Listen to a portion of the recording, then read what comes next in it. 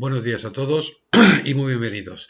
Vamos con el tercer capítulo sobre electroneumática y su simulación con el programa FluidSync de Festo. Estamos trabajando sobre el método paso a paso. Habíamos visto el paso a paso máximo, habíamos definido cómo era todo. Habíamos definido también en el segundo capítulo cómo era el paso a paso de mínimos, pero solamente lo hemos hecho con 3 cilindros. Y ahora vamos a ampliar un poco el funcionamiento a 5 cilindros con una secuencia que aquí describo y que ahora os explicaré. Es una secuencia ya que corresponde a una máquina real. Ahora os esbozaré cuál es la máquina en esencia a la que hace funcionar este sistema. Y vamos a estandarizar un poco más, definir claramente mediante este esquema, vamos a definir exactamente cómo es la aplicación del proceso. Se trata simplemente de un ejercicio de repaso antes de que empecemos a introducir nuevas variables en los capítulos posteriores. Bueno, pues la secuencia que se nos propone es esta secuencia, en la que en primer lugar tenemos 5 cilindros. Lo primero que ocurre es que sale el cilindro A continuación sale el cilindro B, para después entrar el cilindro A, salir el cilindro C, luego después salir el cilindro D, salir el cilindro E, volver el cilindro D a su posición inicial, volver el cilindro E a su posición inicial, volver el cilindro C a su posición inicial y volver el cilindro B a su posición inicial, con lo que terminaría el ciclo. Esto lógicamente daría lugar a 12 estados, 12 relés, en el 12 relés CAS, en el caso de utilizarse, 10, una bobina cada uno de ellos. En caso de utilizarse el sistema de máximos, el paso a paso máximo, vamos a utilizar el paso a paso mínimo, y eso requiere que hagamos una serie de agrupamientos. Los agrupamientos, recordar que se ejecutan, primera norma, de la siguiente manera. Podemos agrupar, empezando a leer la secuencia, podemos agrupar si nos conviene, porque quizás pueda ocurrir que no nos convenga hacerlo estrictamente así, pero yendo al límite, sería el número de meter en un grupo, es decir, en un paso con un solo K, con un solo relé, aquellas letras correspondientes a cilindros que no se repitan. Es decir, podríamos crear, como la secuencia es A más, B más, A menos, podríamos ahora agrupar el A más con el B más. En la siguiente tenemos los cilindros A, C, D, E y luego se vuelve a repetir el D, pero estos son todos distintos, con lo cual les podemos colocar dentro de una secuencia, a la que colocamos K2, y en la siguiente pues son D, E, C, B, que corresponden a distintos cilindros y que por tanto también podemos agrupar. Por tanto, esta secuencia del movimiento de 5 cilindros y 10 válvulas, por tanto 10 bobinas a las que accionar, la podemos reducir a un sistema de 3 cilindros. La primera identificación que hacemos es la de posición de los cilindros. ¿Cómo? Tenemos que definir cuál es su posición inicial y recordar que el procedimiento era: empezamos a leer la secuencia y colocamos los cilindros en la posición contraria a la primera en la que aparezcan en la secuencia. Aparece el cilindro A, está en posición A más, luego el cilindro A tiene que estar en posición A menos, que es a la izquierda. El cilindro B es el siguiente que aparece, está en la posición B, ya tiene que ejecutar la secuencia B más, luego tiene que estar en A menos, siempre la contraria. El siguiente vuelve a ser el A, lo ignoro ya por completo porque es repetido. El siguiente es el C, está en C más, pues el C vuelve a menos. El siguiente es el D, está en D más, pues el D tiene que estar en menos para poder evolucionar en primer paso. El siguiente es el E, pues el E tiene que estar también en menos porque su primera evolución es a más. Y después ya simplemente se repite. Por tanto, ya no hay que tenerlos en cuenta. Por tanto, la posición inicial de los cilindros queda definida de esta manera. Recordar que los cilindros siempre los numerábamos con letras consecutivas del alfabeto. Cada letra correspondía, identificaba el accionamiento que iba a hacer. Que le colocaríamos una letra, un más, si el cilindro tenía que evolucionar, el cilindro o el accionador tenía que evolucionar a avanzar a más. tomando como norma que está menos cuando el cilindro está comprimido, es decir, está completamente replegado, y más cuando el cilindro está completamente extendido.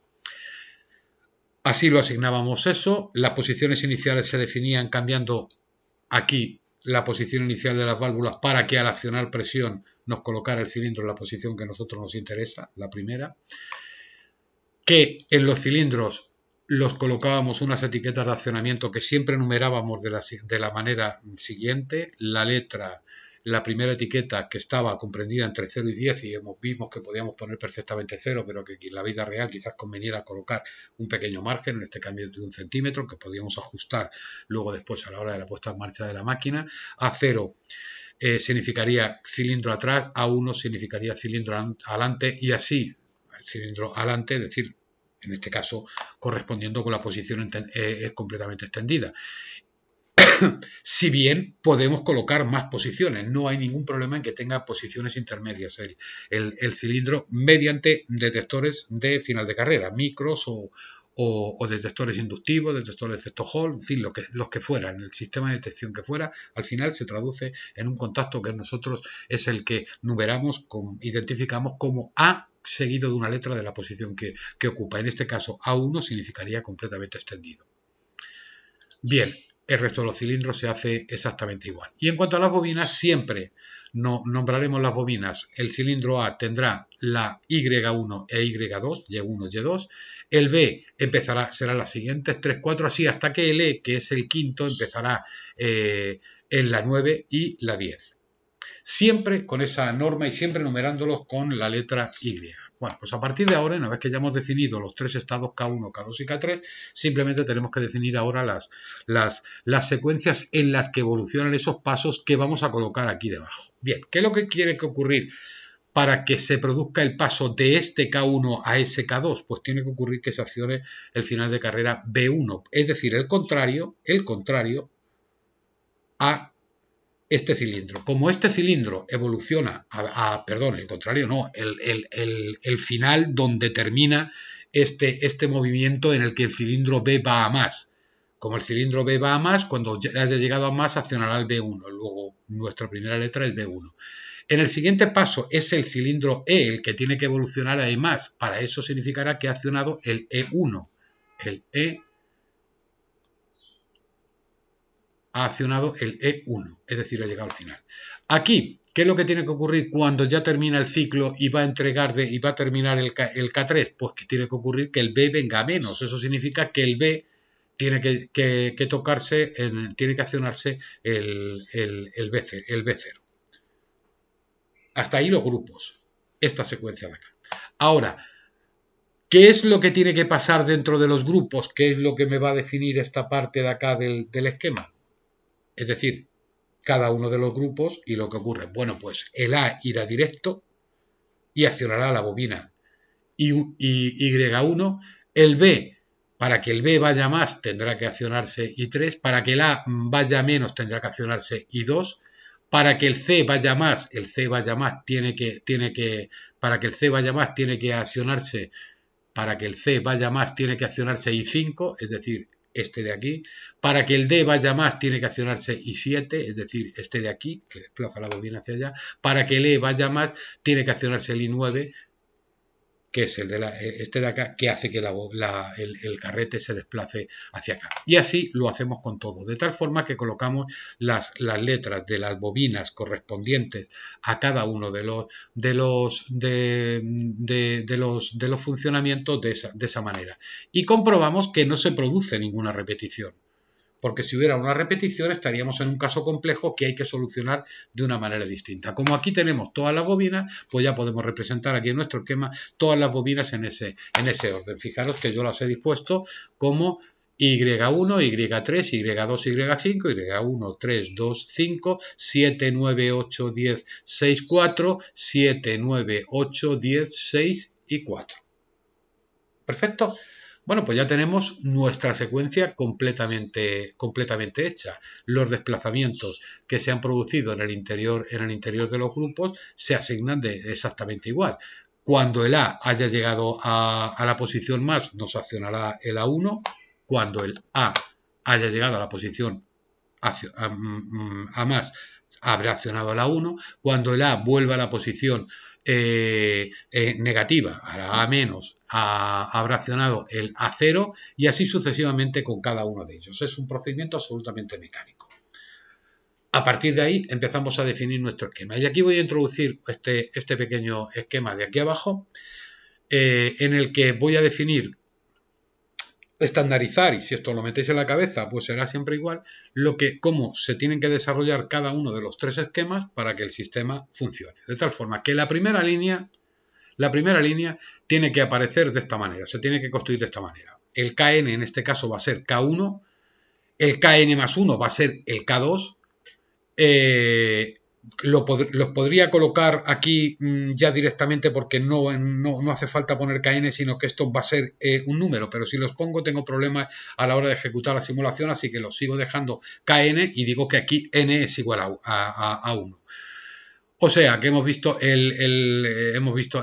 los tres, la realimentación, el que tira la maniobra que es KN más 1, el siguiente en el grupo, el propio del KN y su retención.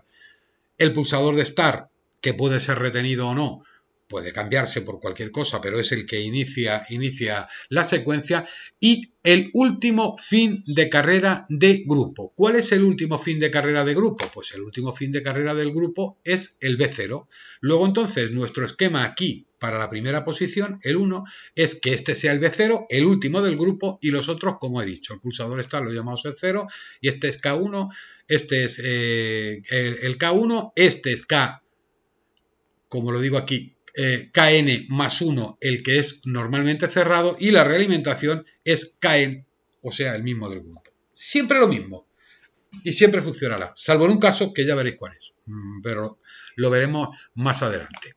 Bien, en el caso de los centrales, pues la secuencia se define de esta manera. El número que corresponda, el número más 1 que corresponda, la realimentación es la propia del grupo, el que dispara la maniobra es el anterior, KN-1, y este es el fin de carrera que acciona el cambio de grupo. Es decir, el fin de carrera que acciona el cambio de grupo, el primer cambio de grupo que se produce es B1, luego aquí yo tengo que colocar que el accionamiento es B1, este es el K1, tal y como hemos dicho al anterior, es el KN-1, y así sucesivamente todo, y tenemos este grupo.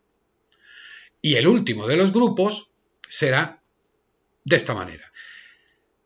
El número será el que corresponderá en este caso 3.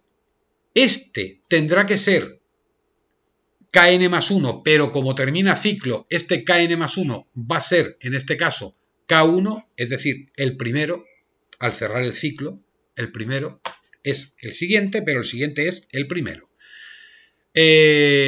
Su realimentación, su accionamiento es el anterior, KN-1. La realimentación está sometida, en este caso, al corte por el último final de carrera del grupo. ¿Cuál es el último final de carrera del grupo? Pues el último final de carrera del grupo es el B0, porque los finales de carrera de grupo son estos y estos son los finales de carrera de secuencia dentro de cada uno de los grupos. Entonces B0. Y es tan sencillo como colocar que ese tenga que ser un contacto normalmente cerrado. Fijaros que aquí está accionado. Este es normalmente cerrado y este es normalmente abierto. Fijaros que están invertidos porque la flechita nos indica que están pisados porque estamos en la posición inicial. Y con eso tenemos hecho los grupos. Sin más. ¿Cómo hacemos ahora la fuerza? Pues la fuerza es súper sencillísima y seguimos el mismo esquema. Ya hemos colocado, como decíamos, todas las bobinas en el orden que está aquí porque hemos comprobado que no hay ninguna repetida. Entonces, el grupo, cuando se acciona el K1, la Y1 tiene que ir, el Y1 tiene que ir directamente. Pues directamente. Ahora, ¿qué es lo que hace que se produzca el cambio? Que se accione a 1. Cuando este esté dentro y se accione K1, se accionará el I3. Fijaros que no he desconectado el I1 porque no es necesario. Cuando el grupo avance los quitaré, pero estos dos quedarán dentro, quedarán activados y en la posición que necesitamos. Bien, cuando se produzca el K2, pues de la misma manera K2 activará el Y2 directamente. El siguiente será activado por el A0 el A0 por el C1 y por el D1, el A0, el C1, el D1, activar el 5, el 7 y el 9. De la misma forma, en el siguiente K3, el K3 accionará directamente al Y8 y el D0, E0 y C0, D0, E0 y C0, el 10, el 6 y el 4. Y ya lo tenemos. Si tomáis como referencia esto, podemos construir cualquier secuencia sin ningún tipo de problema haciéndolo de esta manera. Sin más, solamente tenemos que crear nuestra tabla correctamente y después aplicar los conceptos que aquí se explican y que podéis ver fácilmente. Y asunto zanjado. La secuencia funciona de esta manera. Acción o marcha. Hay etiquetas dobles o incompatibles. Me imagino que será por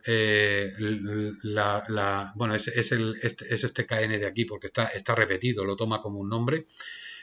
Voy a cambiarle el nombre aquí para que no se tenga este problema. En realidad puedo borrar todo esto y de hecho lo voy a borrar porque todo esto no me es necesario. Lo he explicado ya aquí. Verificamos ahora con la tecla de verificar.